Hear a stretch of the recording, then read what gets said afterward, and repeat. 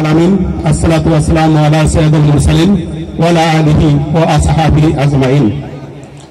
দেওয়ানার ঐতিহ্যবাহী club north national club কর্তৃক আয়োজিত মরহুম রাশেদ হাসান পিন্টু স্মৃতি ক্রিকেট টুর্নামেন্ট আজকের এই পুরস্কার বিতরণ সভার সম্মানিত সর্বজন শ্রদ্ধাভাজন সভাপতি, অত্র এলাকার অত্যন্ত জ্ঞানী মুরব্বী জনাব আলহাজ শেখ আব্দুল মান্নান। আজকের এই অনুষ্ঠানের প্রধান অতিথি খুলনা মেট্রোপলিটনের সম্মানিত পুলিশ কমিশনার জনাব জুলফিকার আলী হায়দার, অনুষ্ঠানের সম্মানিত বিশেষ অতিথিবৃন্দ, উপস্থিত সম্মানিত সুধী মণ্ডলী, জাতির জাগ্রত বিবেক সাংবাদিক ভাইরা, আসসালামু আলাইকুম ওয়া রাহমাতুল্লাহি ওয়া বারাকাতুহু।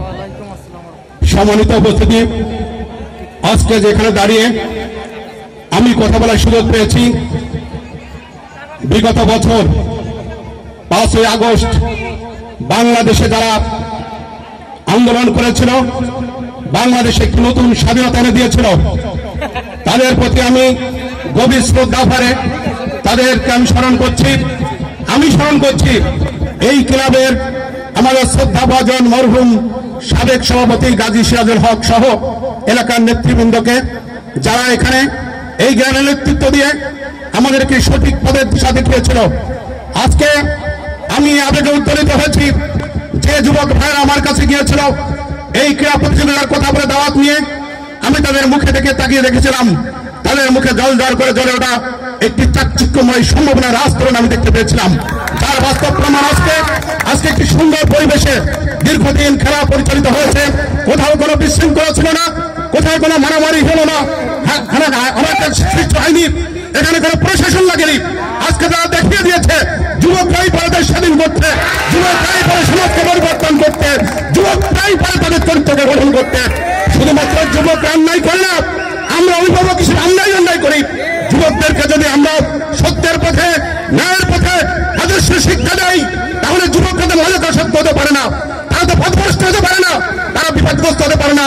তাই আমি যুবক ভাইদেরকে বলবো, হে যুবক ভাইরা, আসো আমরা সত্যের সন্ধানে ন্যায়ের পক্ষে এই গ্রামবাসীকে সত্যের পথ দেখাই। একটি দিগন্ত তোমরা যে পথ অনুসরণ করেছো, তোমরা আমার কাছে শিখিয়ে দিয়েছো। বিগত দিন অনেক প্রোগ্রাম হয়েছে, সেখানে হানাহানি, মারামারি, হিংসা বিদ্বেষের সৃষ্টি হয়েছে, কিন্তু তোমরা যে পথ দেখিয়েছো, তোমাদেরকে আমি ধন্যবাদ জানাই, কৃতজ্ঞতা প্রকাশ করি। পাশাপাশি আমরা আশা রাখি তোমরা আমাদের কাছে অনেক কিছু আশা করো। আমি শুধুমাত্র তোমাদের একজন সহযোগী হিসেবে, একজন তোমাদের পাশে বড় ভাই হিসেবে ইনশাআল্লাহ তোমাদের পাশে থাকবো।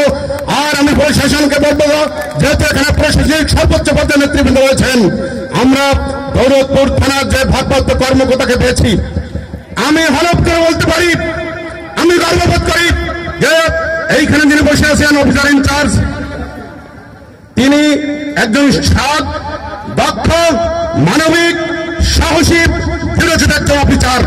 আমি সাক্ষ্য দিচ্ছি, আমরা যদি আমার ভাই, আমার প্রতিবেশী মাদকাসক্ত, মদ বিক্রি করে, গাঁজা বিক্রি করে, ইয়াবা বিক্রি করে, আমি যদি প্রশ্রয় না দেই, তাহলে তো তার বিক্রি করার কথা না। আমরা তাদেরকে সংশোধনের জন্য আহ্বান যদি জানাই, আমরা প্রশাসনের কর্মকর্তাদেরকে সহযোগিতা করি, তাহলে ইনশাআল্লাহ আমাদের সমাজ ইনশাআল্লাহ ভালো হবে, আমাদের এলাকা ভালো হবে।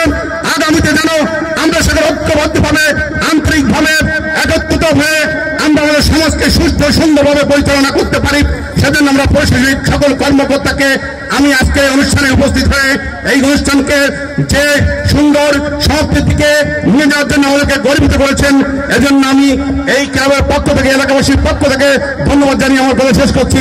আসসালামু আলাইকুম ওয়া রাহমাতুল্লাহি ওয়া বারাকাতুহু।